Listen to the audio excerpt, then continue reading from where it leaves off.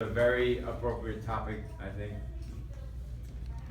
because we all, for those that have experience, have that experience of kids spending too much time indoors.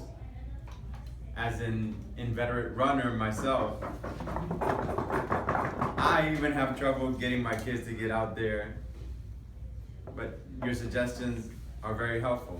The fact that you started with a question brought us in, that was engaging. You used many statistics, referring to studies that you had researched, and you hardly used notes with all those numbers that you were using. That was pretty impressive. The 10.4 waking hours of not moving and your body language that you were using throughout the speech was very, very appropriate for what you were doing. The confining, I felt that I was being confined with your hand movement there.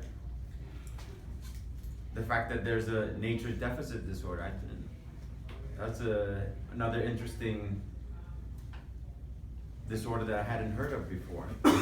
Something that maybe we'll get medicated in the future, I guess. You use visual aids, very helpful. The kids on the computer or their mobile devices, and then the kids jumping in the air. And you had a call to action, the lead by example. That's a key thing for anyone, I think. If we go out there and do it ourselves, the kids can't tell you, but you're at home just on your phone or watching TV. If you're out there, then they have nothing else to complain about or reference.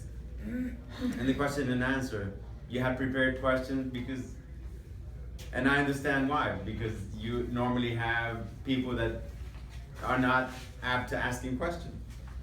So that was good, and you had one that was not prepared. A couple of things that could have been improved.